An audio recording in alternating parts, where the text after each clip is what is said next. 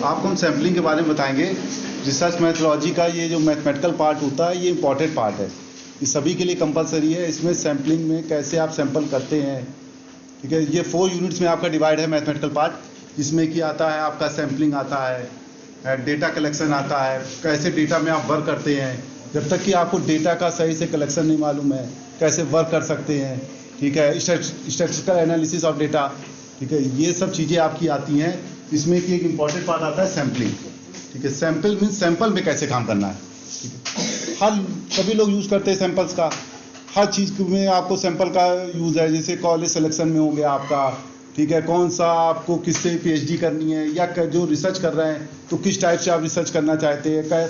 हम लोग कहते हैं कि अच्छे जर्नल में पेपर पब्लिश कराएं, तो अच्छे का क्या क्राइटेरिया है, तो उसके लिए हमारे माइंड में एक सैम्पलिंग चलती रहती है। लेकिन यदि आप उसको सिस्टमेटिक वे से करेंगे तो उसका बहुत ज़्यादा आउटपुट मिलेगा। तो उसके लिए आपको ये मालूम हो कि मैथमेटिकल इसमें कहाँ पे इंक्लूड हो जाता है, कि कैसे आप जो है वो क्या होते हैं सैंपल, किस टाइप से आप सैंपल कलेक्ट करते हैं। सैम्पलिंग भी अलग अलग टाइप की होती है, ठीक है। कुछ आपकी रैंडम सैम्पलिंग जो जनरली आप लोग यूज़ करते हैं, ठीक है। स्ट्रैटिफाइड सैम्पलिंग, स्टार्टा बना लेते हैं, छोटे छोटे ग्रुप्स में आप डिवाइड कर लेते हैं, उससे सैंपल उठाना। सैंपल मीन्स होता क्या है कि आपको पॉपुलेशन के बारे में बताना, ठीक है। एक छोटे पार्ट में हमको डिस्कस करके बड़े पार्ट के लिए अपना जो है वो आउटपुट देना, यही तो सैंपल होता है। मान लीजिए आप कोई रिसर्च कर रहे हैं और रिसर्च में आपने बहुत मेहनत की लेकिन उससे आउटपुट अच्छा नहीं निकल पाया। एक दूसरे स्टूडेंट ने जिसने करंट के ऊपर काम किया और उसने बहुत कम मेहनत की और उसका आउटपुट अच्छा निकला, अच्छे जर्नल्स में पेपर पब्लिश हुए। अच्छे जर्नल्स का क्राइटेरिया क्या होता है, तो उसके लिए आप ये कहते हैं कि साइटेशन अच्छा होना चाहिए, ठीक है। साइटेशन दैट मीन्स उसका जो है इम्पैक्ट फैक्टर अच्छा हो। इम्पैक्ट फैक्टर कब अच्छा होगा, जब उसको ज़्यादा लोग वॉच करें, ठीक है, उनके पेपर ज़्यादा लोग डाउनलोड करें, ठीक ना। तो उसके लिए क्या ज़रूरी है, उसके लिए आपका एक रिसर्च ज़रूरी है, एक सैम्पलिंग ज़रूरी है आपकी, ठीक है। वो सैम्पलिंग के लिए जो प्रोसीजर हम अप्लाई करते हैं उसके लिए हमारे मैथमेटिक्स में कुछ एक आपका दिया हुआ है कि किस टाइप के आपके पैरामीटर्स क्या होते हैं, उसके लिए अलग अलग सिंबल है पूरे। जब आप इस सैम्पलिंग को एक साथ देखेंगे तो आप ये देखेंगे कि 2 पार्ट में आ जाती है, एक पॉपुलेशन और दूसरा सैंपल, ठीक है। तो पॉपुलेशन के लिए अलग सिंबल बनाए हैं, इसमें उन्होंने सिग्मा दिया, अभी हम आपको दिखाएंगे। उसके कुछ लाइव एग्जांपल भी आपको दिखा देंगे हम, क्योंकि इसमें क्या है कि आपको सीखना भी है और उसको अपनी लैंग्वेज में एक्सप्रेस भी करना है, ठीक है। अपने कैसे हम लिख पाएंगे सैम्पलिंग को, ठीक है। क्योंकि पढ़ना ही तो केवल नहीं कि हाँ ठीक है हमने सीख लिया, लेकिन उसको कैसे यूज़ करेंगे। Standard deviation, mean, median, mode, यही सब चीज़ें आती हैं, लेकिन कैसे अप्लाई करेंगे, कैसे आप स्टैंडर्ड एरर कहते हैं, कैसे आपने कहा कि आपका एक पैरामीट्रिक टेस्ट होता है, एक नॉन पैरामीट्रिक टेस्ट होता है। तो पैरामीट्रिक टेस्ट में जिसमें पैरामीटर आपके इन्वॉल्व हो जाते हैं, उसमें भी आपके हम आपको पूरे सिलेबस के बारे में बता दे रहे हैं। तो सबसे पहले हम आपको सैम्पलिंग के बारे में बता दे रहे हैं, देन हम आपको उसके डेटा कलेक्शन के बारे में बता देंगे और फिर आपका सैम्पलिंग टॉपिक हम आपका स्टार्ट कर देंगे, ठीक। तो सैम्पलिंग के बारे में हम आपको बता दे रहे हैं कि 2 टाइप के टेस्ट आते हैं, एक पैरामीट्रिक, एक नॉन पैरामीट्रिक। नॉन पैरामीट्रिक आप जो न्यूज़ चैनल वालों में देखते होंगे, जो मीडिया से जुड़े होंगे, वो देखते होंगे कि वो non parametric means chi square test. एक बहुत यूजफुल टेस्ट इस समय चल रहा है काई स्क्वायर, मतलब किसी आदमी के बारे में सेलेक्ट करना, ठीक है, किसी से पूछना। इसमें पैरामीटर नहीं आते, मीन, मीडियन, मोड नहीं निकाल सकते आप। ये नॉन पैरामीट्रिक टेस्ट कहलाता है, काई स्क्वायर टेस्ट। इसके लिए भी आप कैसे इसको अप्लाई करते हैं, तो उसके लिए एक टेबल वैल्यू दी होती है और सिंपल टेस्ट होता है, तो उससे आप उसको कंपेयर कराते हैं, ठीक है। सेकंड टेस्ट आपका होता है पैरामीट्रिक टेस्ट, जिसमें कि 2 टाइप के टेस्ट है, एक लार्ज सैंपल टेस्ट है, एक स्मॉल सैंपल टेस्ट है। तो कैसे आप लार्ज लगाते हैं, उसके लिए स्मॉल के लिए आपके TFZ टेस्ट है, किसी ने नाम सुना होगा, T टेस्ट होता है, F टेस्ट होता है, Z टेस्ट होता है, वो आपका स्मॉल सैम्पलिंग टेस्ट होता है, ठीक है। स्मॉल सैम्पलिंग में भी उन्होंने क्राइटेरिया फिक्स कर दिया, यदि डेटा कलेक्शन आपका 30 से कम है तो वो आपका स्मॉल सैम्पलिंग टेस्ट कराएगा, और यदि डेटा में आपका 30 से ऊपर सैंपल्स हैं तो वो आपका जो है लार्ज सैंपल में चला जाएगा। तो दोनों के अलग अलग टेस्ट होते हैं, उसके सिंबल भी अलग होते हैं, लेकिन लार्ज सैंपल टेस्ट से थोड़ा सा बेनिफिट हो जाता है, क्योंकि जब आप डेटा कलेक्ट करते हैं तो डेटा जो है आप 2 टाइप से रखते हैं। एक तो आपका डिस्क्रीट का डेटा होता है, एक आपका कॉन्टिन्यूस का डेटा होता है। डिस्क्रीट दैट मीन्स जैसे कि मान लीजिए एज का डेटा, एक पर्टिकुलर वैल्यू पर डेटा आ जाए। कभी नाम सुना होगा वेरिएबल पे, डिस्क्रीट एक वेरिएबल होता है, कॉन्टिन्यूस वेरिएबल होता है। तो डिस्क्रीट वेरिएबल मीन्स एक पर्टिकुलर वैल्यू पर, जैसे एज का, मान लीजिए आपने स्टूडेंट्स की आप देख रहे हैं, आप क्या एडमिशन कितनी एज वाले स्टूडेंट्स का हो रहा है, तो आप कहते हैं कि यदि यूजी के स्टूडेंट हैं तो 16, 17, 18, तो 16 की एज में कितने आए, 17 की एज में कितने आए। तो ये डेटा जो है आपका डिस्क्रीट का डेटा कहलाएगा, ठीक है। इसके लिए आप डिस्ट्रीब्यूशन जो अप्लाई करते हैं वो बायनोमियल और पॉइसन डिस्ट्रीब्यूशन रहता है। सेकंड जो डेटा होता है वो कॉन्टिन्यूस का डेटा होता है। जैसे मान लीजिए आपने कहा कि हमारे यहाँ क्लास में कितने स्टूडेंट्स के मार्क्स वाले स्टूडेंट्स आ रहे हैं, तो आपने कहा कि 50 से 55% के बीच में इतने स्टूडेंट आए, 55 to 60% के बीच में इतने स्टूडेंट आए, तो ये कॉन्टिन्यूस का डेटा होता है। तो लार्ज सैंपल टेस्ट ये कहता है कि डेटा यदि 30 से ऊपर है तो वो डिस्क्रीट जो है वो चेंज हो जाएगा कॉन्टिन्यूस में। एक इसके लिए थ्योरम आई थी, सेंटर लिमिट थ्योरम। उस थ्योरम को नहीं पढ़ना है। उसका मेन बेनिफिट ये हो गया कि यदि आपका डेटा कलेक्शन 30 से ऊपर का है तो उससे जो है वो आप टेस्ट कर सकते हैं लार्ज सैंपल के लिए, लेकिन स्मॉल सैम्पलिंग टेस्ट नहीं लगा सकते। स्मॉल सैम्पलिंग टेस्ट केवल उसी कंडीशन में लगाएंगे जब डेटा आपका कॉन्टिन्यूस का हो। जैसे कि आपका हाइट का डेटा हो गया, वेट का डेटा हो गया, एज का डेटा हो गया, तो ये सारे डेटा में आप जो है वो स्मॉल सैम्पलिंग टेस्ट लगा सकते हैं। लेकिन यदि आपका डिस्क्रीट का डेटा है तो उसके लिए आपको केवल और केवल उसी कंडीशन पे आप उसको टेस्ट कर सकते हैं जब डेटा आपका 30 से ऊपर होगा, मीन्स लार्ज सैंपल टेस्ट में आ जाएगा। ठीक है, तो लार्ज सैंपल टेस्ट में आप टेस्ट करते हैं, उसी के बारे में आपको बताया जाता है। तो आपका ये सैम्पलिंग में ये सब चीज़ें आती हैं आपकी, इसमें कुछ एरर भी आ जाती है। एरर आपकी जो है मेनली एक आपकी सैम्पलिंग एरर होती है, नॉन सैम्पलिंग एरर होती है। दोनों टॉपिक्स आपके सिलेबस में है। नॉन सैम्पलिंग एरर जो हम आपको बता दें तो नॉन सैम्पलिंग डेटा कलेक्शन में होती है। ठीक है, सैम्पलिंग एरर तो आपकी सैंपल्स के अकॉर्डिंग आ जाएगी, ऑब्जर्व वैल्यू और एक्सपेक्टेड वैल्यू का डिफरेंस की वजह से आ जाती है, जिसमें स्टैंडर्ड एरर आपकी इंक्लूड हो जाती है। ठीक है, मैथमेटिक्स वाले भी हमें लगता बैठे हैं कुछ लोग, जिन्होंने ज़्यादा पढ़ रखा होगा उनको ज़्यादा अच्छे से मालूम होगा, तो वो भी सही रहता है। तो स्टैंडर्ड एरर जो है वो आपकी उस वजह से आती है, लेकिन non sampling error data collection की वजह से आ जाती है। डेटा कलेक्शन में डिफरेंस ये आ जाता है, जैसे मान लीजिए हमने गए और हमने बाइट हो गए, हमने जाके एक पर्टिकुलर जगह आपका डेटा कलेक्ट किया और लौटा है। ठीक है, तो बाइट वजह से थोड़ी सी एरर आ गई। ठीक है, या हमने प्रॉपर डेटा कलेक्शन का फॉर्मूला नहीं अप्लाई किया, मीन्स मेथड कौन सा अप्लाई करना है। कुछ मेथड्स के बारे में हमने बताया है कि जैसे परपोजिव सैम्पलिंग होती है, सर्टिफाइड सैम्पलिंग होती है, किस समय कैसे डेटा है उसके अकॉर्डिंग आप उसको अप्लाई करते हैं। ये नहीं है कि हर सिचुएशन पे एक ही रैंडम सैम्पलिंग कर सकते हैं, अलग अलग सिचुएशन पर अलग अलग आप लोग सैम्पलिंग जो है अप्लाई करते हैं। ठीक है, उसके बारे में बताया जाता है आपको। तो नॉन सैम्पलिंग एरर उसकी वजह से आ जाती है, और सैम्पलिंग एरर आपकी जो है जैसे कि डिफरेंस आ गया, सेम क्लास में हम पढ़ा रहे हैं और सेम स्टूडेंट्स को पढ़ा रहे हैं, तब भी सबके मार्क्स में डिफरेंस है। सेम असाइनमेंट दिया हमने, उसके बाद भी जब हम पेपर लेंगे तो सबके अलग अलग मार्क्स आएंगे, तो वो डिफरेंस की जो है तो वो उसकी वजह से भी कुछ एरर आ जाती है, तो वो सैम्पलिंग एरर कहलाती है आपकी। तो आज हम आपका ये सैम्पलिंग से स्टार्ट कर दे रहे हैं। तो सैम्पलिंग में हम आपको थोड़ा सा बेसिक से बता दे रहे हैं before giving the idea of sampling की। तो आपका स्टार्टिंग है कि पॉपुलेशन क्या होता है, पॉपुलेशन और यूनिवर्स जिसके बारे में बताना चाहते हैं। मीन्स हमें तो काम करना है सैंपल पे ही, लेकिन किसके लिए काम करना है, पॉपुलेशन के लिए। मतलब जो भी हम डेटा कलेक्ट कर रहे हैं उसका एस्टिमेट कर रहे हैं पॉपुलेशन के लिए। ठीक है, यदि पैरामीटर कर रहे हैं, मान लीजिए पैरामीटर दैट मीन्स मीन आपका हो गया, स्टैंडर्ड डेविएशन हो गया, इसके बारे में बताया जाएगा और टीचर्स बताएंगे आपको। दैट मीन्स मीन में जैसे मीन मीडियन मोड होता है, average, measure of central tendency आपके सिलेबस में है, उस समय आप ज़्यादा सीखेंगे अच्छे से। अभी तो मैं आपको बेसिक बताया दे रहा है कि मेजर ऑफ सेंट्रल टेंडेंसी में आपका एवरेज देखा जाता है, मीन्स डेटा के अकॉर्डिंग एवरेज। 10 स्टूडेंट्स हैं तो हम मीन निकाल सकते हैं, मान लो 100 स्टूडेंट है तो मीडियन निकाल सकते हैं। मान लीजिए आपके 1 लाख स्टूडेंट को हमको देखना है तो हमको मोड के ऊपर वर्क करना पड़ेगा। एक ऐसा स्टेट हमारा जजमेंट आए जिससे कि ज़्यादा लोगों को बेनिफिट हो, ठीक ना। एक ऐसी पॉलिसी, एक ऐसे पेपर पे काम करें जिसको ज़्यादा लोग डाउनलोड करें। मान लीजिए आपने काम तो खूब कर दिया, रिसर्च भी बहुत अच्छी की, बहुत मेहनत की आपने, लेकिन उसका आउटपुट अच्छा नहीं आ पाया, या आपने जो टेक्नोलॉजी में काम कर रहे हैं वो बहुत पुरानी हो गई है, ठीक है, या जो आपने पेपर डाउनलोड किए वो बहुत अच्छे नहीं किए। तभी लोग कहते हैं कि एक अच्छे जर्नल्स के करो, करंट के पेपर डाउनलोड करो। मान लो उसके ऑलरेडी बहुत काम हो चुका है, आपने करंट में थोड़ा भी काम किया तो लेकिन आउटपुट अच्छा मिल गया, अच्छे पेपर पब्लिश हो गए। ठीक है, पीएचडी आपकी बढ़िया से अवार्डेड हुई, आपकी पीएचडी चेक होने गई तो उस टीचर ने देखा कि जितने पेपर लगाए हैं सारे आपके अवार्डेड है, जबकि आपने मेहनत जो है दूसरे स्टूडेंट से कम की, लेकिन आपने क्या किया, एक सिस्टमेटिक वे से की। आपको याद मालूम है कि हमारे जर्नल्स अच्छे हैं, हम अच्छे जर्नल्स को में सेंड कर रहे हैं। अच्छे जर्नल्स का मतलब आपके मन में सैम्पलिंग सही आए कि ये जर्नल हमारा जो है वो ज़्यादा आउटपुट देगा, हमको ज़्यादा अच्छे से लोग डाउनलोड करेंगे, क्योंकि पेपर तो पब्लिश होएगा ही आपका, लेकिन यदि अच्छे जर्नल में होगा तो अच्छा आउटपुट मिलेगा। यदि उतने अच्छा नहीं लोग देख पा रहे हैं उसको तो उतना अच्छा आउटपुट नहीं मिलेगा। तो उसके लिए आपका बताया जाता है, तो इसी में आपका ये सैम्पलिंग दिया जाता है। सैम्पलिंग जो है वो सभी के लिए जरूरी है, चाहे फिजिक्स वाला हो या मैथ वाला दोबारा पढ़ लेगा, ठीक है। फिर उसके बाद जो है आपका केमिस्ट्री वाला भी हो, या फिर आपका जो है जूलॉजी बॉटनी वाला भी हो, ठीक है, उनके लिए भी ज़रूरी है भाई। आपको आउटपुट तो सभी के लिए चाहिए ना।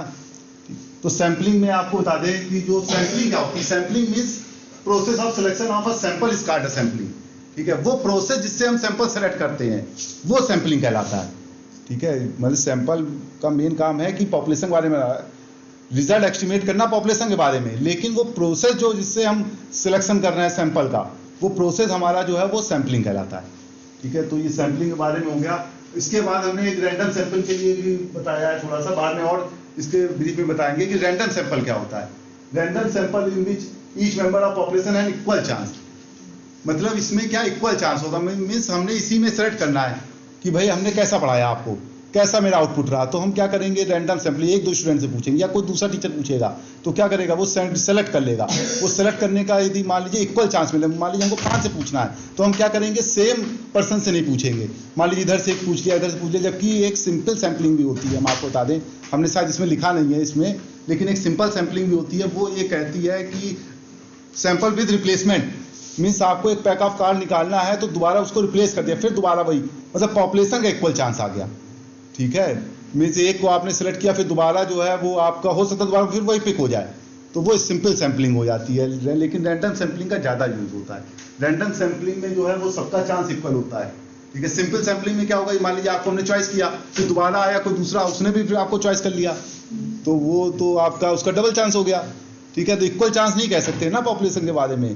तो इस टाइप से डिफरेंट टाइप की सैंपलिंग होती है। तो इसी में आपका हमने थोड़ा सा बता दिया कि random sampling one in which each member of population has equal chance of being included in it, जो उसमें इंक्लूड है उसका इक्वल चांस होगा, ठीक है। यदि कैपिटल एन हम कहते हैं तो सिंबल अलग होते हैं थोड़े से, सिंबल में थोड़ा सा ध्यान देंगे तो आपको यहाँ पे प्रॉब्लम नहीं आएगी। कोई भी बुक से पढ़ें, लेकिन सिंबल इन्होंने इंटरनेशनल डिसाइड कर दिए कि इसका ज़्यादा यूज़ है, डिफरेंट सिंबल होंगे तो आपको ज़्यादा प्रॉब्लम होगी। तो इन्होंने इसीलिए आपका जो सिलेबस देखेंगे वो पहला जो यूनिट है जिसमें कि आपका आता है सैम्पलिंग के बारे में, उसमें केवल और केवल आपका छोटकल पार्ट है। उसमें ये बताया गया है कि सैंपल साइज क्या होता है। सैंपल साइज मतलब स्मॉल एन, कैसा साइज आप सेलेक्ट कर सकते हैं, ठीक है। फिर हमें काम किस पे करना है, हमको वर्क करना है आपका estimation of population mean. Population mean means आपको जो है एस्टिमेट करना है। सैंपल लिया, उसका मीन निकाल लिया हमने और उसके एस्टिमेट कर दिया किसकी ओर, पॉपुलेशन की ओर, ठीक है। स्टैंडर्ड डेविएशन लिया हमने सैंपल का लिया, लेकिन हमको एस्टिमेट किसके ओर करना है, पॉपुलेशन की ओर करना है। प्रोपोर्शन वाली बात आती है, वो भी हम आपको बताएंगे।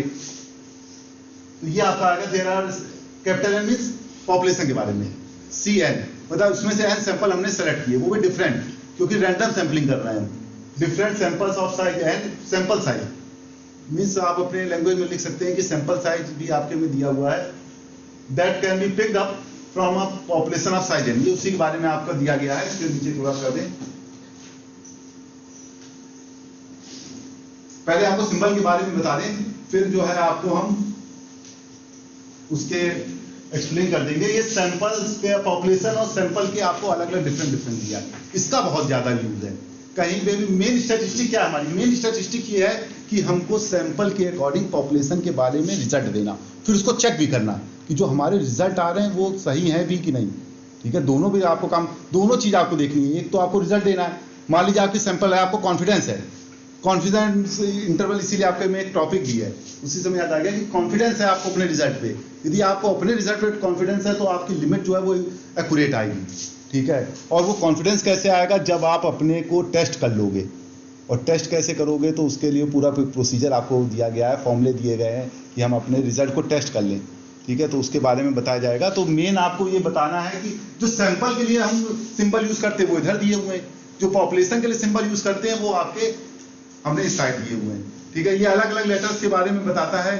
ये आपका जो पॉपुलेशन पैरामीटर्स हैं वो आपके ग्रीक लेटर से हैं और ये रोमन लेटर से हैं आपके। ये आपने जनरली दोनों यूज किए होंगे, कहीं पे आपने एस यूज किया होगा, कहीं सिग्मा यूज किया होगा, ठीक है। लेकिन ये दोनों डिफरेंट है। एस भी स्टैंडर्ड डेविएशन से ही बताता है और सिग्मा भी स्टैंडर्ड डेविएशन बताता है, लेकिन डिफरेंट है। क्या डिफरेंट है, यदि आप स्मॉल सैंपलिंग कर रहे हैं तो स्मॉल एस का यूज करेंगे, मतलब सैंपल के लिए आप डेविएशन ले रहे हैं तो आप स्मॉल एस का यूज करेंगे। आप पॉपुलेशन के लिए ले रहे हैं तो आप सिग्मा का यूज करेंगे। ये प्रपोर्शन का बहुत ज्यादा रोल है आपका, जिसको आपने कभी पढ़ा होगा जब हम प्रोबेबिलिटी की बात करते हैं तो P + Q = 1, ठीक है। प्रपोर्शन ऑफ सक्सेस की बात आती है। देखिए यहाँ पर सैंपलिंग बहुत सिंपल सब्जेक्ट है, ये आपका बेसिक से स्टार्ट हो जाता है, लेकिन यहाँ पर मेन है कि कैसे आप इसको अप्लाई करेंगे। सैम्पलिंग क्या है? सैम्पलिंग है आपका measure of centre tendency, that means mean median mode. Harmonic mean geometric mean second आपका डेविएशन आ गया, इसमें कि आपका आ गया स्टैंडर्ड डेविएशन या पुरानी टेक्निक मीन डेविएशन, उससे पुरानी टेक्निक क्वार्टाइल रेंज, ये बातें आ गई। लेकिन जब इसको और थर्ड आपका आता है प्रोबेबिलिटी, लेकिन सबको एज ए एक्सपेरिमेंट चेंज करना ही सैम्पलिंग है।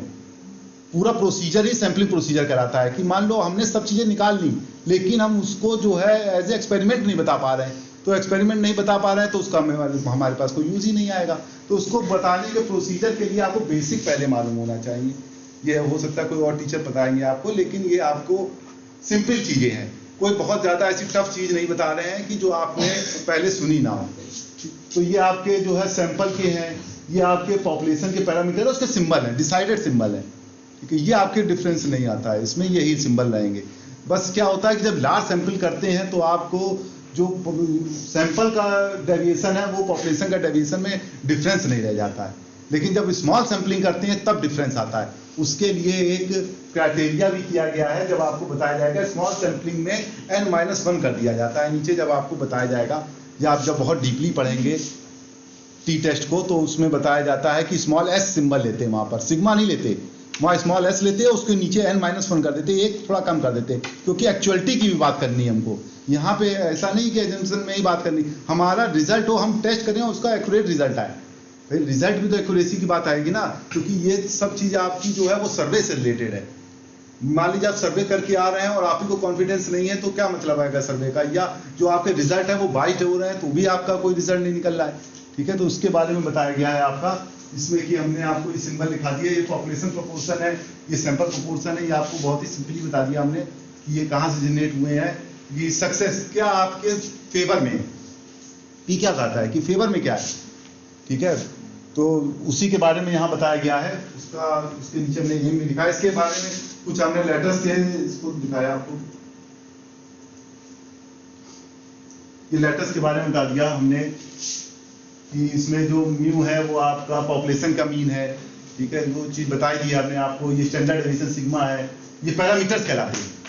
यहाँ पे भी आपकी बात हो पैरामीटर्स की, पैरामीटर्स मीन्स पॉपुलेशन के लिए बात कर रहे हैं, ठीक है। स्टैटिस्टिक मीन्स आप सैंपल के लिए बात कर रहे हैं। ये थोड़ा सा डिफरेंस अपने हमेशा ध्यान में रखिएगा, क्योंकि दोनों यूज होते हैं। मेन हमको ये समझ नहीं आता कि कहाँ पे क्या अप्लाई करना है, कहीं पॉपुलेशन के बारे में लगा दिया है, कहीं सैंपल के बारे में लगा दिया है। तो थोड़ा सा ध्यान रखिएगा कि पॉपुलेशन में जब बात होती है तो आपका जो है वो पैरामीटर्स की बात होती है, ठीक है। जो सैंपल्स की बात आ जाती है तो आपकी स्टैटिस्टिक की बात आ जाती है, क्योंकि स्टैटिस्टिक का मेन काम ये है कि हमको सैंपल के अकॉर्डिंग पॉपुलेशन के रिजल्ट के बारे में बताना, क्योंकि हमारा मेन मोटिव क्या है कि हमारा आउटकम अच्छा है। तो आउटकम अच्छा कब आएगा, जब हम उसके बारे में सही से बता पाएंगे, ठीक है। तो स्टैंडर्ड डेविएशन ये सब आपका जो सिंपली है, ग्रीक लेटर्स हैं, रोमन लेटर्स हैं, तो आपको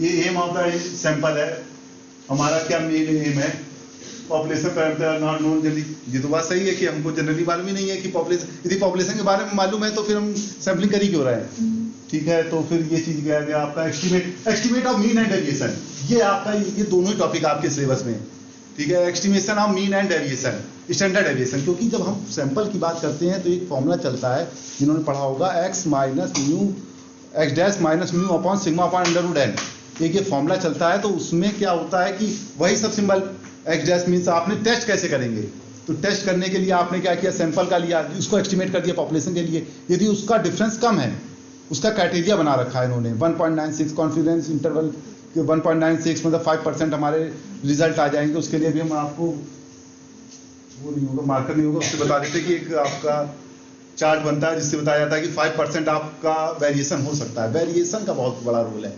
मान लीजिए आपने कहा कि हमारा रिजल्ट जो हमारे क्लास के स्टूडेंट्स के मार्क्स 63 आएंगे, लेकिन 2 का वेरिएशन रहेगा, वो 2 का वेरिएशन कैसे निकालेंगे?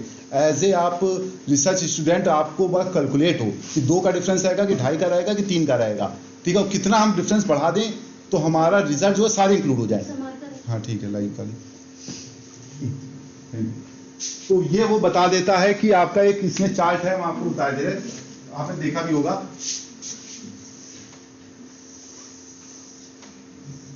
ये आपका ये परसेंटेज है, ये क्रिटिकल लीजन के बारे में आपको बताता है कि जैसे मान लीजिए आपने यहाँ पर ये बता दिया रिप्रेजेंटेटर, अब इससे हमारा 95% हमें कॉन्फिडेंस है, हमने सैंपलिंग की और हमको 95% अपने पे कॉन्फिडेंस है कि जो रिजल्ट आएगा वो इसी के बीच में आएगा, ठीक है। तो 5% हमारे पर क्रिटिकल लीजन आ गया 5% का, तो वो उसका क्राइटेरिया इन्होंने फिक्स किया है लार्ज सैंपल के लिए, वो हम आपको बता देंगे। डिफरेंट चार्ट्स में डिफरेंट होता है, आप लोग पढ़ेंगे। जैसे आपका हो गया काई स्क्वायर टेस्ट, हम आपको इसलिए बेसिक बता दे रहे हैं कि आपको एकदम आइडिया लग जाएगा कि काई स्क्वायर में क्या बताना चाहते हैं। काई स्क्वायर में हम लोग ये करते हैं कि एक जो एक्सपेक्टेड वैल्यू है और एक ऑब्जर्व वैल्यू है, दोनों में से डिफरेंस निकाल के हम देखते हैं कि कितने डिग्री ऑफ फ्रीडम पर हमारा जो टेबल वैल्यू है और जो हमारी एक्चुअल वैल्यू में कितना डिफरेंस आ रहा है, तो उसका परसेंटेज फिक्स कर दिया गया है। जैसे कि आप कहते हो कि यहाँ पे 5% का डिफरेंस है, मतलब हमने जो भी रिजल्ट निकाला, मान लीजिए हमने रिजल्ट निकाला म्यू, ठीक है, पॉपुलेशन के लिए, उसमें हमने क्या किया, प्लस माइनस कर दिया 1.96 into sigma upon under root N, इतने का डिफरेंस ले लिया हमने, इतना प्लस इतना माइनस। अब हम ये कह दे सकते हैं कि आप चले जाइए तो आपका जो भी रिजल्ट निकलेगा उसमें 95% जो है इसी लिमिट के बीच में होगा, उसी का क्राइटेरिया बढ़ाते जाते। यही आपके में लास्ट टॉपिक है कॉन्फिडेंस इंटरवल लिमिट, जिसमें कि आप थोड़ा सा बढ़ा देंगे तो ये आपका 95% तक रहता है, ठीक है। इसमें प्रोपोर्शन भी कर सकते हैं आप लोग, पी कर दीजिए, प्रोपोर्शन से आपने इंक्लूड कर दिया। सेकंड आप कर सकते हैं कि पी प्लस माइनस आपने 2.96 कर दिया। आप ये कह देंगे कि हमारा जो 99% डेटा जो है वो इसके बीच में ही आ जाएगा, 2.58 होता है, ये 96 में और बढ़ जाएगा, 2.58 आ जाता है। 2.96 को 3 मान लिया कि 99.7% रिजल्ट हमारा p plus minus 3 into sigma upon under root N, ये सबसे मैक्सिमम लिमिट है, इससे मैक्सिमम नहीं हो सकती लार्ज सैंपल के लिए।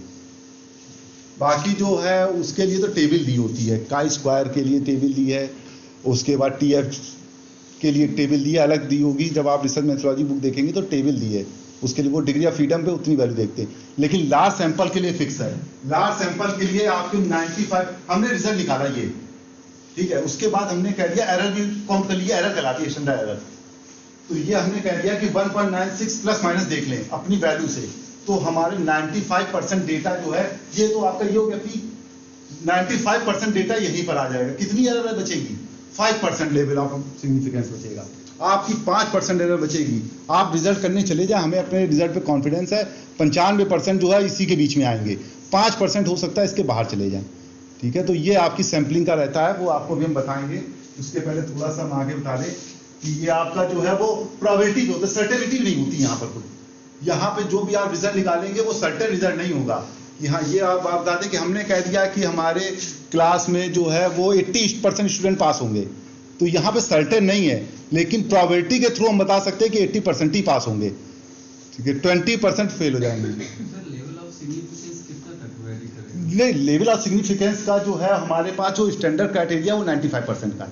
0.05 से लेकर 0.1 तक वेरी करता है। हाँ, 0.05 जो है वो 5% लेवल ऑफ सिग्निफिकेंस के लिए बताता है ना। वो ये बताता है, आप जो कह रहे हैं ना कि ये वो बता रहा है कि ये जो वैल्यू दी है वो 0.05, यदि आप उसको परसेंटेज स्केल में देखो तो, है ना, और फिर उसका 0.01 ये वाली वैल्यू आ गई, ठीक है।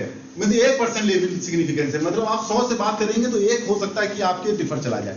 सर एक क्वेश्चन इसी में पूछा गया था, उसका सिग्निफिकेंस उन्होंने मान लिया तो 0.001%।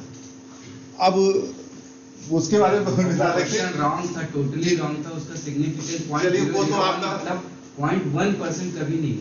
वही तो, वो तो चलो जो भी रहा हो, लेकिन ये मेन आपको बता दें लास्ट जो परसेंटेज है वो आप इन्होंने वो गलत था।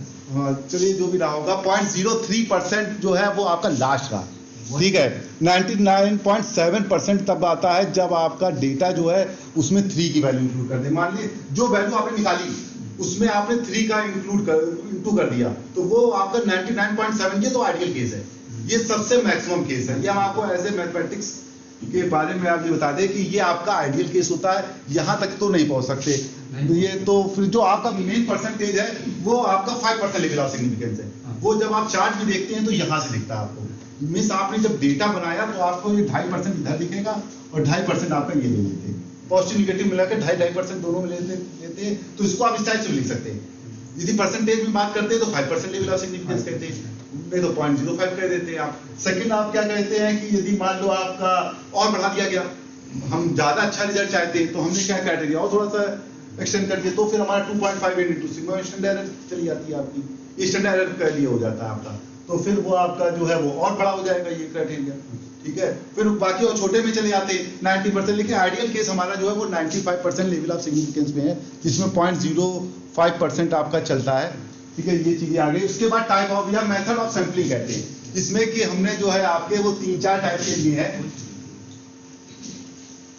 हमने 3-4 टाइप के लिए है, एक आध टाइप 2-3 टाइप और होते हैं, जिसमें हमने मेन आपके जो आपके लिए बहुत ज्यादा यूजफुल है उसके बारे में हमने आपको 3-4 बता दिए पॉइंट्स, जिसमें कि सबसे पहले प्रोपोजिव सैंपलिंग है, रैंडम सैंपलिंग है, इसी में एक सिंपल सैंपलिंग भी आती है, वो हमने शायद नहीं लिखी है तो उसको भी आप लोग इंक्लूड कर दीजिएगा कि सिंपल में आपको अभी समझा दिया, ठीक है। होते बहुत से टाइप के, जो आपके लिए ज्यादा यूजफुल है वो हमने लिख दिए 3-4, ठीक है। बाकी तो आप देख लीजिएगा। बाकी एक स्ट्रैटिफाइड सैंपलिंग स्टार्टा बना देते हैं हम लोग थोड़ा थोड़ा, मीन्स आपने क्या किया, पूरे ग्रुप को जो है वो थोड़े थोड़े पार्ट में डिवाइड कर दिया।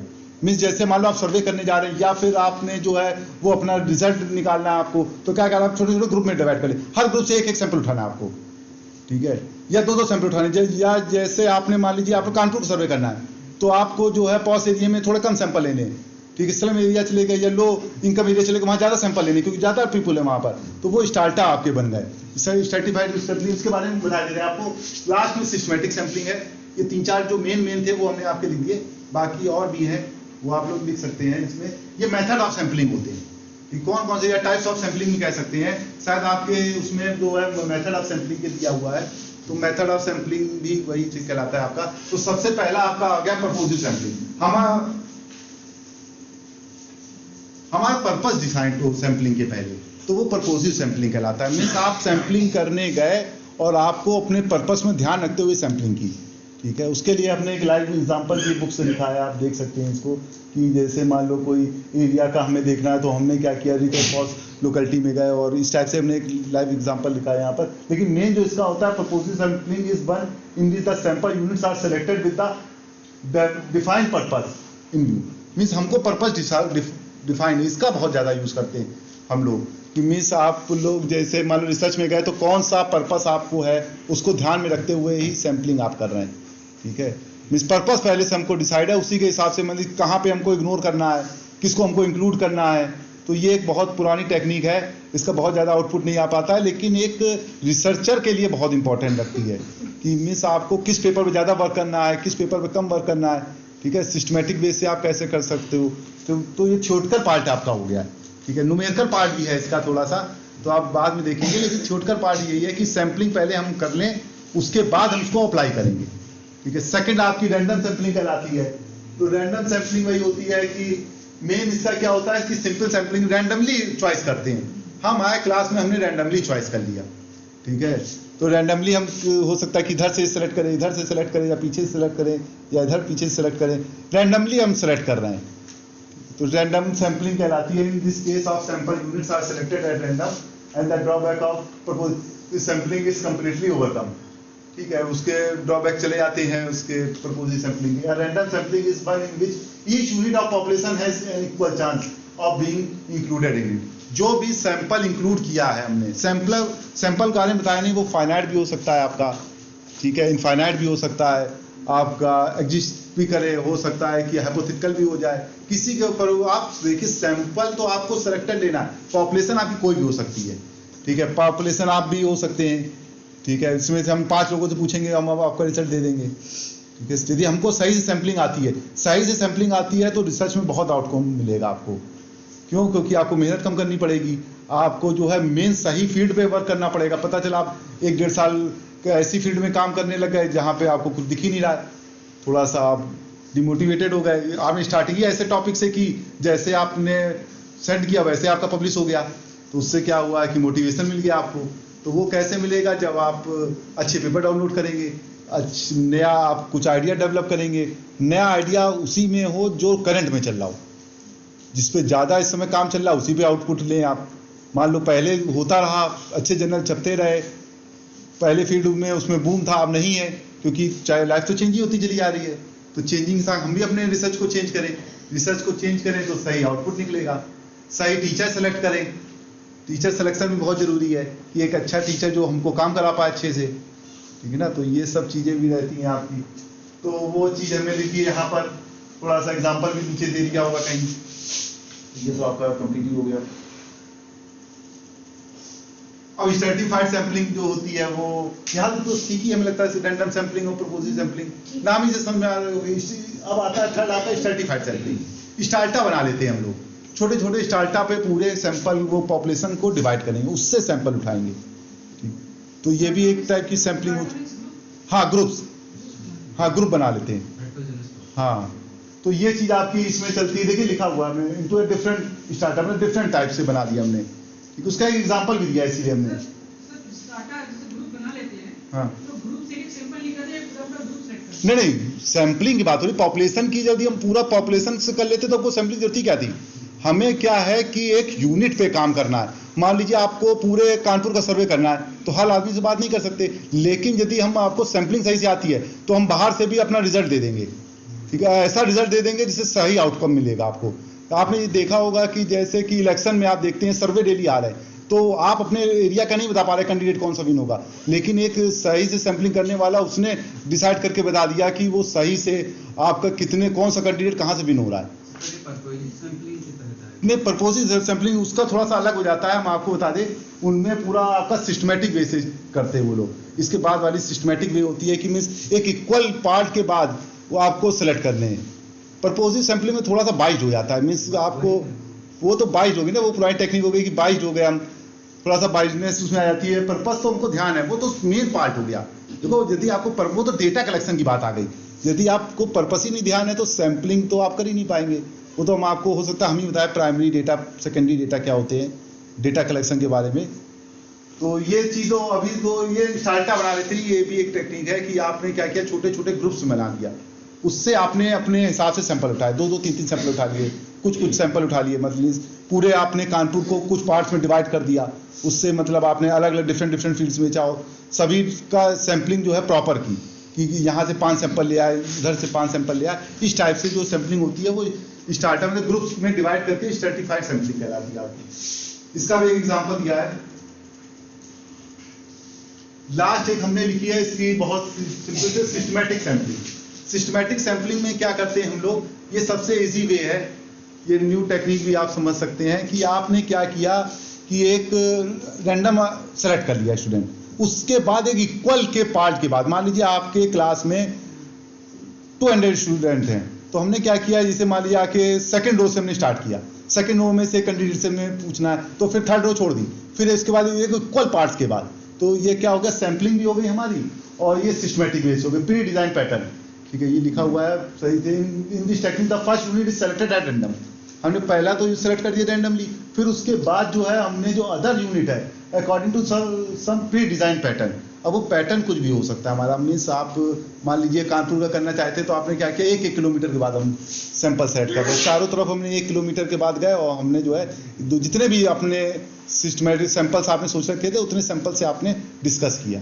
ठीक है, तो वो चीज़ आपकी आती है सिस्टमेटिक। ये आपके जो है ये जो मेन पार्ट होते हैं जो आपके मेथड ऑफ सैम्पलिंग होती है। सैम्पलिंग एक्चुअल में क्या होता है, सैंपल होता है सिलेक्शन ऑफ सैंपल्स, कैसे आप सेलेक्ट करते हैं। तो उसके लिए आपका जो मेथड्स है वो 3-4 ये मेथड है कि आयत कर लिया, उसके बाद केएस यूनिट के बाद जो है आपने जो है आयत ही किए। आयत मीन्स आपने जरूरी नहीं कि 1 ही 2 करें, हो सकता है कि आपने 50 सैंपल उठाए तो हर 10 किलोमीटर के बाद या 2 किलोमीटर के बाद 50-50 सैंपल उठा रहे हैं आप। ठीक है, तो उसके अकॉर्डिंग जो है आपका उसका आपको रिजल्ट मिल रहा है।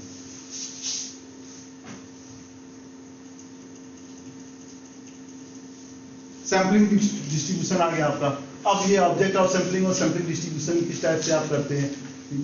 तो from a population and number of samples are drawn of equal size and find out the mean of each sample. हाँ, ये बता ये रहा है कि आपका सैंपल जो होता है वो इक्वल नहीं हो सकता। ये यहाँ से आपका एरर का आइडिया आने लग गया कि यदि आपने सैम्पलिंग की है तो आप कहोगे इक्वल वैल्यू आएगी। ठीक है, मीन्स आप भी सैंपल करने जाओ तो दूसरा सैंपल करने जाए, लेकिन ऐसा नहीं होगा। वो यही बताता है कि सैंपलिंग डिस्ट्रीब्यूशन क्यों होता है हमारे लिए। ठीक है, तो the mean of the samples are not equal. Samples का सभी का मीन इक्वल नहीं होगा, सबका डिफरेंस आएगा।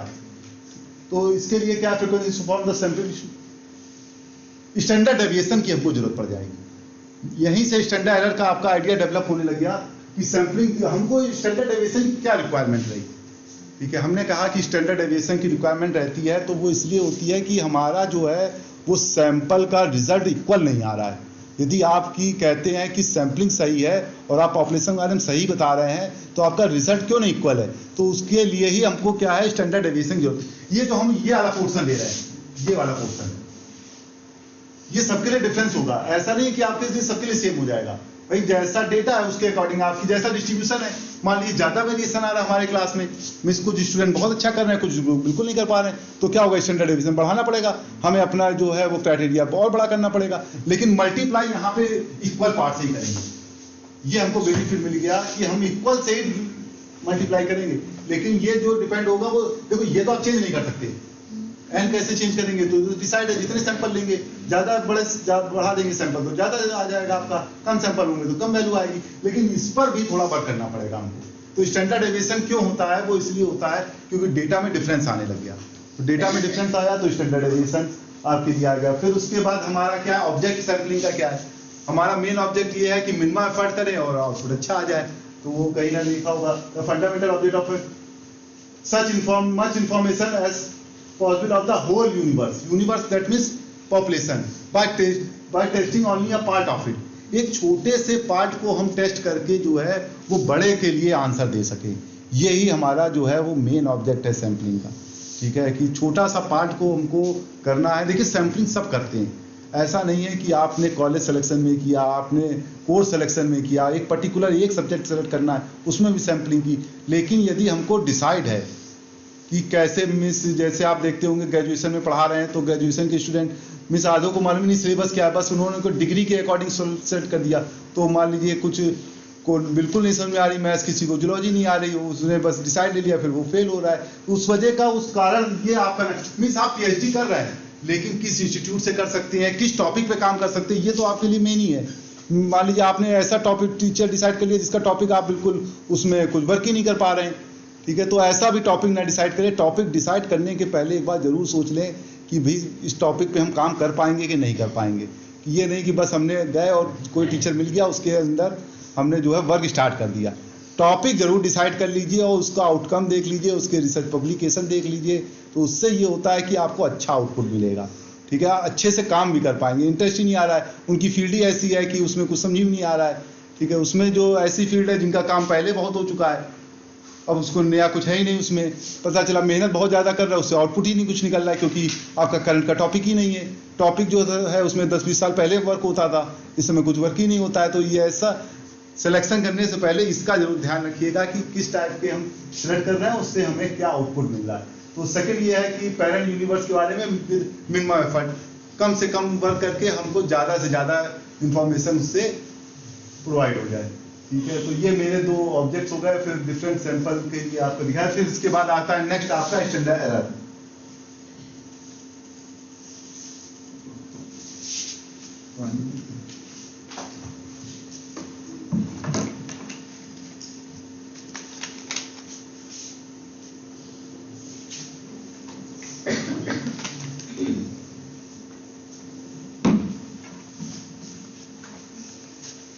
स्टैंडर्ड एरर के बारे में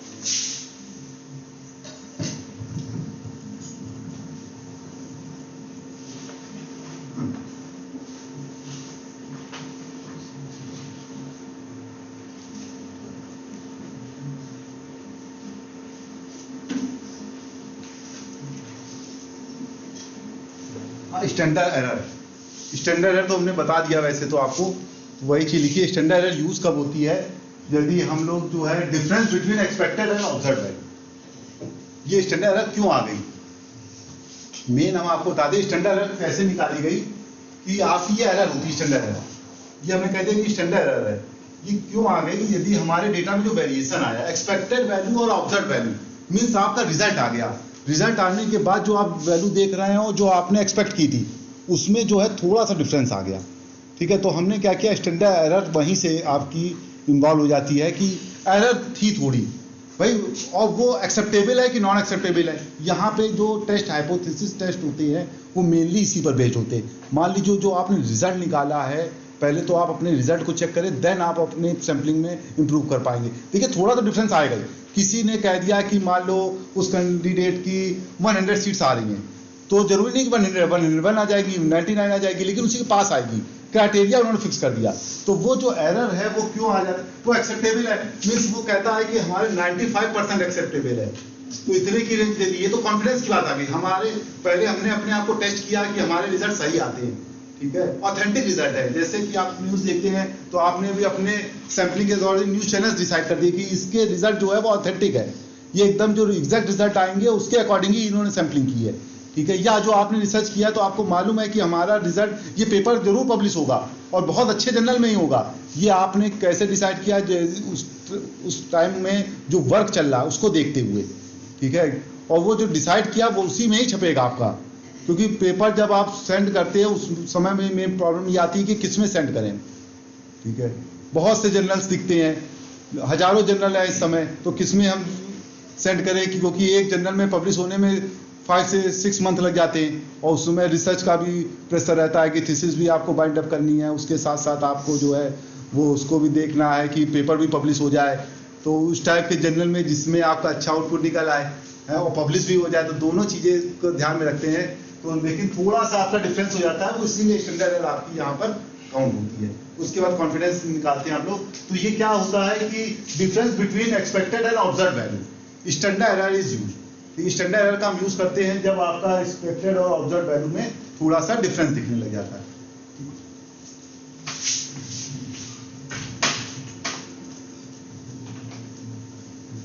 अब इसके बाद हमारा जो है एक्सपेक्टेशन की बात आ गई। मीन्स आपने यदि सैंपलिंग की है तो हमें जो मेन है आपको बताना है पॉपुलेशन के बारे में, ठीक है। एक एक सैंपल भी जो है वो आपको पॉपुलेशन के बारे में बताएगा। यहाँ पे यही चीज दिया गया है कि एक्सपेक्टेड वैल्यू ऑफ एक्स, यदि आपका एक भी वैल्यू निकाली आपने, एक ने भी सैंपलिंग की, तो वो किसके बारे में बताएगा। देखिए मेन क्या करते हैं ये लोग, जैसे कि आपने 10 लोग हायर कर लिए, एक ने भी सैंपलिंग की, वो किसके बारे में बताएगा, पॉपुलेशन के बारे में। यदि रिजल्ट सही है तो सारी चीजें पॉपुलेशन, साथ साथ में आपको स्टैंडर्ड डेविएशन भी काउंट करना पड़ेगा। यदि इनफाइनाइट है तो जो हमारा सैंपल का, इनफाइनाइट में थोड़ा सा रूल चेंज हो जाता है। इनफाइनाइट में आपका जो सैंपल का स्टैंडर्ड डेविएशन आता है वही आपका सेम एज पॉपुलेशन का भी होता है, वहां पे इतना डिफरेंस की जरूरत नहीं पड़ती। मेन आपकी जो दिक्कत आती है वो सब आती है स्मॉल सैंपलिंग में, जिसके लिए आपने कहा है कि टी टेस्ट होता है, एफ टेस्ट होता है, जेड टेस्ट होता है, ठीक है। क्योंकि बात आपको जो है वो पैरामीटर पे होनी है, और बाकी सेकंड जो जहाँ पे पैरामीटर बिल्कुल यूज नहीं होता है, नॉन पैरामीट्रिक टेस्ट जिसमें कि आपका काई स्क्वायर होता है, उसके लिए तो बिल्कुल ही अलग है। उसके लिए फिर आप चेक यही करेंगे, हमको चेक तो यही करना है, लेकिन वहां पर क्या है, उसके लिए आपकी एक टेबल दी है, वो डिग्री ऑफ फ्रीडम पे दी गई है कि कितने डिग्री ऑफ फ्रीडम पे आपका क्या रिजल्ट है। उसमें ऑलरेडी आपका डिसाइड किया है कि 5% में क्या डिफरेंस है, 1% में क्या डिफरेंस है, उसकी अलग अलग वैल्यू दी है। यदि आपकी उस क्राइटेरिया से अंदर आ रहा है तो आपका एक्सेप्टेबल है रिजल्ट, यदि उस क्राइटेरिया के बाहर जा रहा है तो फिर आपका एक्सेप्टेबल नहीं है। फिर ये चीज आपकी बता देता है। ये आपका ये बताया गया है कि यदि आप फर्स्ट सैंपल ले रहे हैं तो ये सैंपल के लिए आपका आ रहा है उसकी एक्सपेक्टेशन मतलब आप उसको एक्सटेंड कर रहे हैं, तो फिर ये आपका जो है म्यू के बराबर हो जाएगा, उसका वेरिएंस क्या होगा, वो सिग्मा स्क्वायर हो जाएगा। इसी टाइप से सारे के होते चले जाएंगे। ये चीज आपकी बता दी गई यहाँ पर। नेक्स्ट इसके बाद बता देते हैं हाइपोथेसिस की बात आ गई, ठीक है। हाइपोथेसिस को आपको टेस्ट करना होता है इसमें। यदि आप यहाँ से आपका मैथमेटिकल पोर्शन स्टार्ट हो जाता है कि हाइपोथेसिस क्या होती हैं, फिर हाइपोथेसिस का हमारा मेन क्या वर्क होता है। स्टैटिस्टिकल हाइपोथेसिस के बारे में आप यहाँ बात करते हैं, जिसमें इसी वजह से आपकी एरर चली जाती है। आप जैसे किसी ने पढ़ा होगा 2 टाइप्स की एरर होती है। मीन्स आपकी 2 हाइपोथेसिस होती है, एक नल हाइपोथेसिस होती है, एक अल्टरनेटिव हाइपोथेसिस होती है, ठीक है। नल हाइपोथेसिस ये कहती है कि हमारी वैल्यू और जो ऑब्जर्व वैल्यू है वो दोनों नियरली इक्वल है। नियरली इक्वल का क्राइटेरिया तो आपने फिक्स ही कर दिया पहले कि हमारी जो वैल्यू है उससे 3 के आसपास ही दिखे स्टैंडर्ड एरर का डिवाइड करते हुए, तो नियरली इक्वल है, देन आपका जो नल हाइपोथेसिस एक्सेप्टेबल हो जाएगी। यदि नियरली इक्वल नहीं है तो अनइक्वल है, तो इसका मतलब क्या हो गया, फिर आपकी अल्टरनेटिव हाइपोथेसिस चली जाएगी। 2 टाइप की हाइपोथेसिस है आपके में, इसी को हम मेनली टेस्ट करते हैं यहाँ पर। हाइपोथेसिस के बारे में आपको हमने यहाँ पे दिखाया, on the basis of sample information we make certain decision about the population. हमें क्या है, कोई डिसीजन लेना है। यहाँ पे डिसीजन लेना है किसके बारे में, पॉपुलेशन के बारे में। किसका यूज करते हुए, सैंपल्स का यूज करते हुए। यही तो हमारी मेन हाइपोथेसिस का एम है। तो इन टेकिंग सच डिसीजन उसके लिए हमें कुछ ब्लेंड करना पड़ेगा, वही चीज बताई गई है यहाँ पर। तो दो टाइप की हाइपोथेसिस आती है आपकी। सबसे पहली आती है नल हाइपोथेसिस, जिसको आप H0 से डिनोट करते हैं। सेकंड आपकी अल्टरनेटिव हाइपोथेसिस आती है, जिसको आप H1 से डिनोट करते हैं। नल हाइपोथेसिस ये बताती है आपकी कि no significant difference between observed and expected value, आपका कोई भी डिफरेंस नहीं होगा। आपने सैम्पलिंग की, उसके अकॉर्डिंग आपको डिसीजन लेना है। मान लीजिए आप सब सैम्पलिंग करके आया कोई, मेरा हमने किसी को हायर किया, तो उसके अकॉर्डिंग डिसीजन लेना है। डिसीजन हम दो टाइप से लेंगे, या तो हम ये मान लेंगे कि हमारी नल हाइपोथेसिस एक्सेप्टेबल है, या फिर हम कह देंगे एक्सेप्टेबल नहीं है। दो चीज़ें लेंगे, उसी के अकॉर्डिंग एरर भी आ जाएगी। टाइप फर्स्ट और टाइप सेकंड की एरर आपने देखी होगी या सुनी होगी, जिसका अल्फा और बीटा काउंटिंग आती है आपकी, तो वो यही से स्टार्टिंग होती है। तो उससे पहले आपको आइडिया हो कि नल हाइपोथेसिस क्या होती है। नल हाइपोथेसिस ये होती है कि no significant difference between expected and observed value, बहुत ज़्यादा डिफरेंस नहीं है आपकी एक्सपेक्टेड और ऑब्जर्व्ड वैल्यू में। इसको सेकंड आपकी आ गई अल्टरनेटिव हाइपोथेसिस, जिसमें कि आप ये कह देते हैं कि एनी हाइपोथेसिस ये अपोजिट होती है नल हाइपोथेसिस। इसमें क्या होता है, डिफरेंस हो जाता है। ठीक है, या तो जो है आपका ये H1 H0 क्या है, mu equal to mu not. ठीक है, ये तो आपकी नल हाइपोथेसिस हो गई। अल्टरनेटिव हाइपोथेसिस या तो वैल्यू हमारी उससे बड़ी होगी या उससे छोटी होगी। तो इसी टाइप से हमारी दो एरर आ जाती हैं। एक फर्स्ट एरर ये होती है कि एरर ऑफ टाइप फर्स्ट और error type second. Error type first ये होती है कि हमने अपनी नल हाइपोथेसिस को रिजेक्ट कर दिया, लेकिन वो सही थी, तो ये एरर फर्स्ट हो गई। ठीक है, वो जो काउंटेबल है आपको यहाँ पे बताया हमने, अल्फा/2 और अल्फा/2 का जो आप लेते हैं यहाँ पर, तो ये इसी से ही लेते हैं। ठीक है, तो मीन्स आपने रिजल्ट निकाला और हमारा रिजल्ट उसके बाहर चला गया, तो इसका मतलब जो है हमारा जो है रिजल्ट गलत हो गया। यही इसके बारे में मैंने आपको बताया था। तो आपकी दो टाइप की हाइपोथेसिस आ जाती है। सबसे पहले नल हाइपोथेसिस, यहाँ पे आप ये कहते हैं कि दोनों की वैल्यू लीनियरली इक्वल है एक्सपेक्टेड और ऑब्जर्व्ड वैल्यू की। और सेकंड आती होती है अल्टरनेटिव हाइपोथेसिस, जहाँ आप ये कहते हैं कि जो हमारी वैल्यू है उससे या तो कम आएगी या ज़्यादा आएगी। ये इसके लिए दो टेस्ट होते हैं, एक लेफ्ट टेल टेस्ट और एक राइट टेल टेस्ट। जब आप बहुत ज़्यादा डीपली पढ़ते हैं तो देखते हैं कि राइट साइड से सही है कि लेफ्ट साइड से सही है। तो ये इसका अल्टरनेटिव है। इसी में एरर आ जाती है आपकी। एरर कितने टाइप की आपकी आती है इसमें?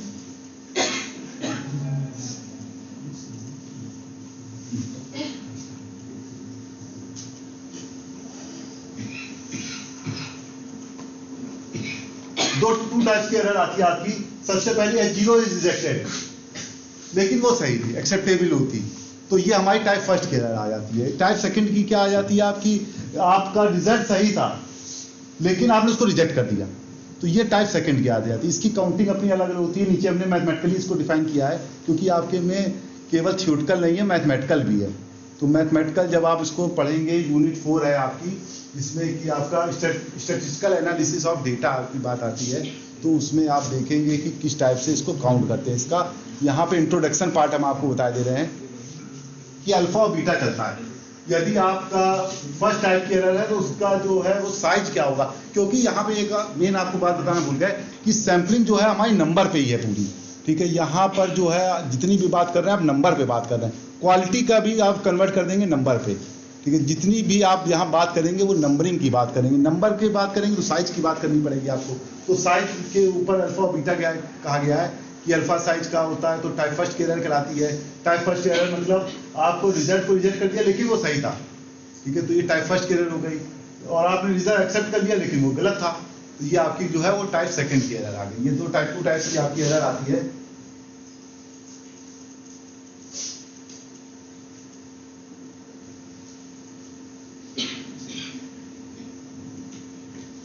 तो ये वाली चीज हमने आपको बताई थी estimation theory. Estimation means that means sample के अकॉर्डिंग में पॉपुलेशन के बारे में बताना। आपको यहाँ पे दो ही चीज़ों के बारे में बताना है, हमने आपको स्टार्टिंग से बता दिया।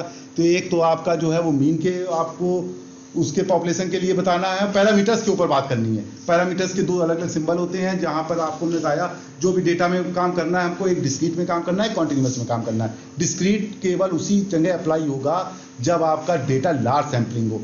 डिस्क्रीट के यदि स्मॉल सैम्पलिंग है तो उसके लिए आप अप्लाई नहीं कर सकते, ये भी हमने आपको बता दिया। और लार्ज और स्मॉल सैम्पलिंग का एक क्राइटेरिया 30 का इन्होंने बना दिया है कि 30 से डेटा ऊपर है तो एक टेस्ट आपका आया था, सेंटर लिमिट थ्योरम आई थी, जिसने ये बताया कि जो सैम्पलिंग है डिस्क्रीट सैम्पलिंग वो आपका नॉर्मल डिस्ट्रीब्यूशन की तरह वर्क करने लग जाती है। तो जितने भी आप कभी मैं क्वेश्चन देखेंगे तो यदि डेटा से आपको मालूम पड़ा डिस्क्रीट का डेटा है, ठीक है। डिस्क्रीट का मीन्स आपको लैंग्वेज के अकॉर्डिंग मान पड़ा, जैसे हमने आपको एक एग्जांपल के थ्रू बताया, जैसे एज में आपने देखा 15-16, ठीक है।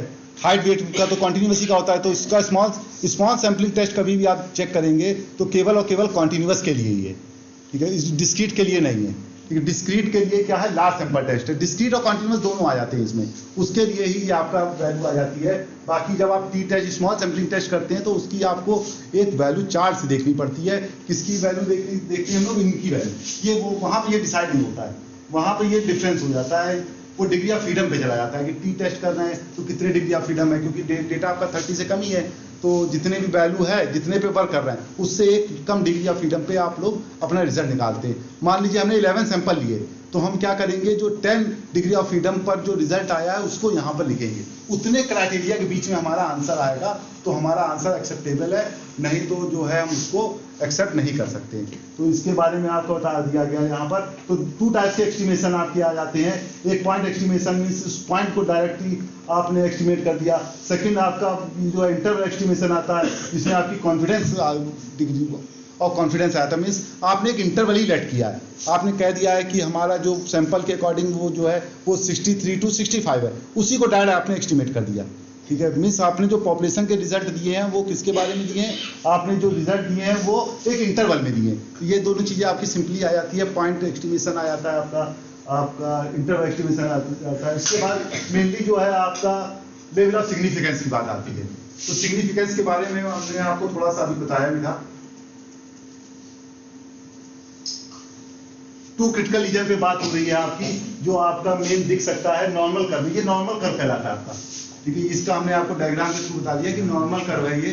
तो उसके बारे में आप जो है वो 2 क्रिटिकल रीजन आ जाते हैं, 5% कवर कर सकते हैं, ठीक है। नॉर्मली आपका नॉर्मल मींस कॉन्टिन्यूस की बात आ जाती है। वैसे भी आप जनरली देखें जब डेटा बढ़ जाता है तो वो कॉन्टिन्यूस में ही कन्वर्ट हो जाता है।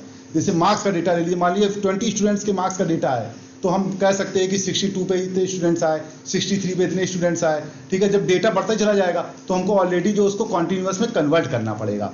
तो वही चीज़ आपकी यहाँ पर जो मैथमेटिकली प्रूफ की गई है, उसके लिए एक सेंटर लिमिट थ्योरम है, आपके सिलेबस में नहीं है, लेकिन उसका वहीं से रोल चेंज हो जाता है। डिस्क्रीट के जो प्रॉब्लम है सब वहीं से आप उसको सॉल्व कर सकते हैं, ठीक है। तो ये जो है आपका बता देता है कि कितने % लेवल ऑफ सिग्निफिकेंस में आप काम कर सकते हैं। 5% मीन्स 0.05 की जो आपने बात कही, तो वो सही बात है कि 0.05 भी वही 5% level of significance means 95% confidence है आपको। इसको उल्टे से आप देखेंगे तो आपको जो डेटा दिख रहा है वो हमको इस डेटा में हमारी 95% वैल्यू इसी के बीच में आएगी।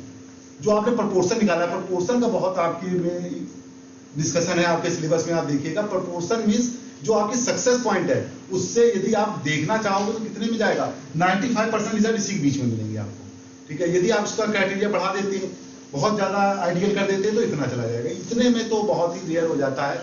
ये तो मैथमेटिकली प्रूफ है कि आपने 99.7% हमारे रिजल्ट जो है वो इसी के बीच में आ जाएंगे।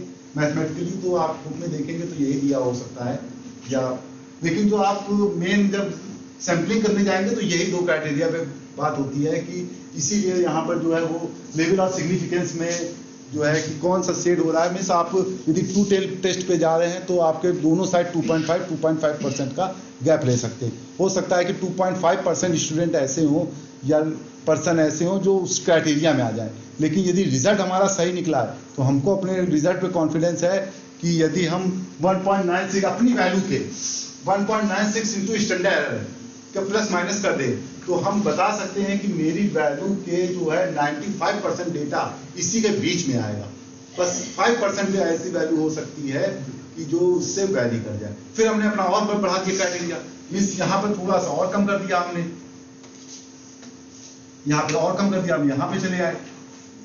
तो हम ये बता सकते हैं कि 99% वैल्यूज हमारी जो है वो किस पर होगी, जो हमारी वैल्यू है पोर्शन ऑफ सक्सेस की, उसके जो है आपने 2.58 इंटू स्टैंडर्ड एरर से जैसे मल्टीप्लाई किया है तो वो उतने जो है आपका यहाँ पर 99% आपकी वैल्यू जो है इसी के बीच में वैरी करेगी। क्योंकि स्टैटिस्टिक्स के बारे में आप पहले से कहेगा कि आए कि ये सर्टेनिटी पे नहीं है, ये प्रोबेबिलिटी पर है। प्रोबेबिलिटी दैट मीन्स आप एग्जैक्ट रिजल्ट नहीं दे सकते। मान लीजिए हमने कह दिया 100% मेरी वैल्यू होगी, तो यहाँ पे प्रोबेबिलिटी नहीं है, प्रोबेबिलिटी वो स्टैटिस्टिक्स यहाँ पे सैम्पलिंग नहीं है। जब आप रिजल्ट ही एक्चुअली निकाल लें तो फिर सैम्पलिंग काहे की रहेगी। सैम्पलिंग तो कब आती है, जब आप सर्टेनिटी में ना जाके प्रोबेबिलिटी में जाते हैं। ठीक है, इन सभी का सब यूज होता है। फिर उसके लिए आपका 2 लेवल ऑफ सिग्निफिकेंस आपका यहाँ दिया गया, set portion of the critical reason. तो ये सेट पोर्शन आपको हमने दिखा दिया। इसमें एक्चुअल में डायग्राम नहीं बनाए। यदि आपका जो है वो क्रिटिकल रीजन में है तो हाइपोथेसिस आपकी रिजेक्ट हो जाएगी। तो ये सिंपली आपकी आ गई।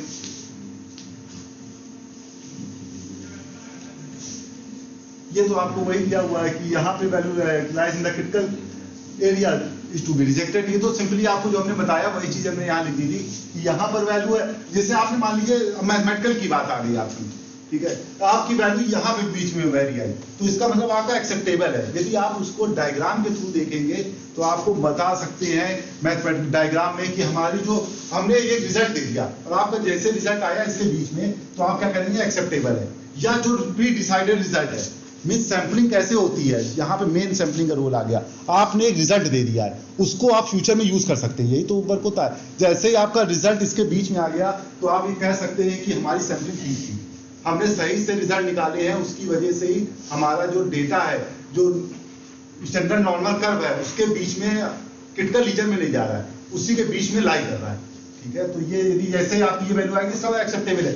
जैसे आपने कह दिया वैल्यू यहाँ पे आ गई, तो इसका मतलब क्या है, आपकी हाइपोथेसिस जो है वो रिजेक्ट हो जाएगी। क्यों? क्योंकि हमारी जो वैल्यू है वो कहाँ पे आ रही है, वो क्रिटिकल रीजन में चली गई।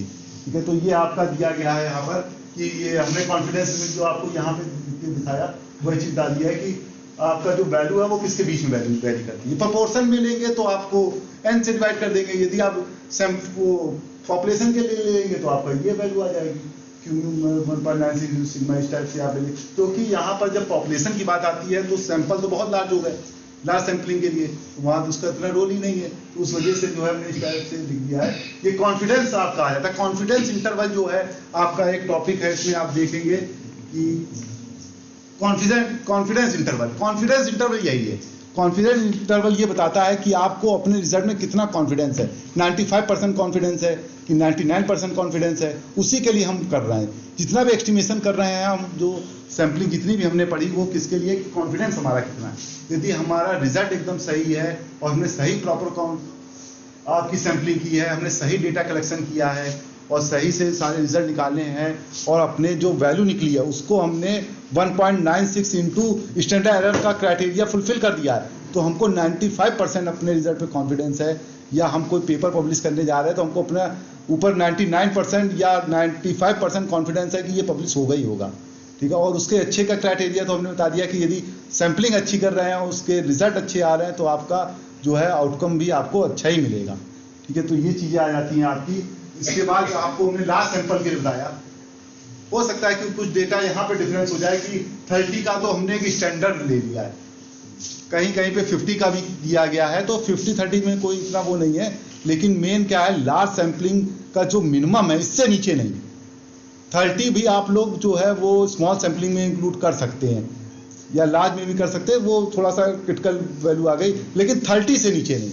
जो भी हम यदि कहते हैं कि लार्ज सैम्पलिंग, वहाँ पर दिक्कत क्या आ जाती है, दिक्कत एक दो आ जाती है। एक तो आपका टेस्टिंग में गड़बड़ा जाता है, क्योंकि आपको टी टेस्ट, एफ टेस्ट और जेड टेस्ट इसका टाइप के टेस्ट करने, कौन सा टेस्ट कब करना है वो तो आपको जब कोई और बताएगा कि टी टेस्ट कब अप्लाई होता है या एफ टेस्ट होता है, वो जेड टेस्ट होता है, वो तो अलग अलग सबकी सिचुएशन होती है। लेकिन लार्ज में ये प्रॉब्लम नहीं आती। लार्ज में कोई भी क्वेश्चन होता है, हाँ सही, प्रोबेबल एरर होती है, प्रोबेबल एरर के साथ में कॉन्फिडेंस का भी हाँ कुछ है ऐसा। हाँ, वही तो हम बता रहे हैं ना आपको। आपकी जो एरर आई है उसी के बारे में आपका बताया जाता है। ये आपका जो भी है यहाँ पर एरर के ऊपर ही बात हो रही है, ये हमारी कितनी एरर काउंट हो रही है। ठीक है, ये जो आप एरर देखते हैं, देखिए आपके में दो टाइप की एरर आ रही। मेन एक तो आपका जो है वो वैल्यू के वजह से एरर आ गई है। ठीक है, सेकंड आपका जो है वो आपकी नॉन सैम्पलिंग वजह से एरर आ रही है। और जो आपकी एरर है, मीन्स आपने जो वैल्यू निकाली है तो उसमें कितना इंटरवल ले रहे हैं। ठीक है, तो यही तो आपकी प्रोबेबिलिटी आ गई कि यहाँ पे जितनी आपका, जैसे आपने कह दिया अभी आपको क्वेश्चन कुछ बताएंगे, आज नहीं बता पाए तो नेक्स्ट टाइम में जरूर बताएंगे आपको, उसमें से आपको ज्यादा क्लियर होगा कि आपने कह दिया हमारा रिजल्ट 8.5 to 17.5% के बीच में। तो ये वो बता रहा है कि जो आपने रिजल्ट निकाला है, जैसे मान लीजिए आपने, तो वो कितने परसेंट के बीच में जाएगा, 8.5 to 17.5 प्रोबेबिलिटी है ये हमारी। ठीक है, तो ये एरर जो भी आपकी आएगी वहीं से आपकी काउंट हो जाएगी। वो हम आपको जब लाइव एग्जांपल होंगे तो उसके द्वारा बताएंगे आपको। तो ये चीजें आपकी आ जाती हैं।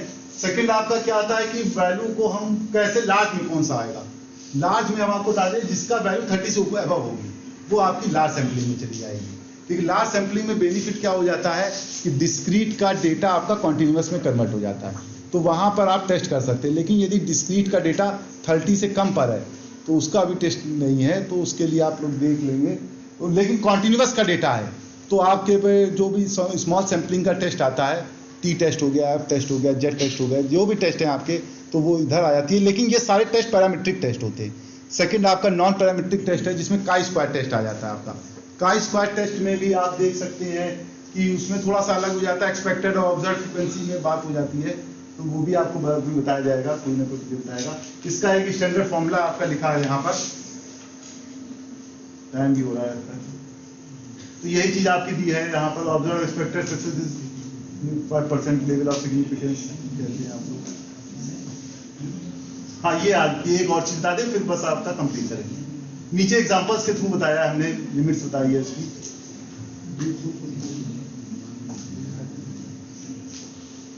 ये आपका जो है हमने मेन पहले जो है फर्स्ट आपका डिस्क्रीट से उठाया है।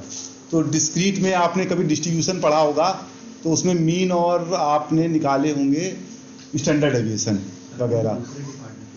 क्या जी? अच्छा अच्छा, ठीक है, फिर यहाँ से फिर ठीक है, फिर नेक्स्ट टाइम हम बता देंगे आपको। यहाँ पे फिर आपका वो कर दें, तो दूसरे डिपार्टमेंट में भी लोग जा रहा है, तो इतना आप लोग नोट कर लीजिएगा। बाकी कोई दिक्कत आएगी तो हम डिस्कस कर देंगे। बाकी जो है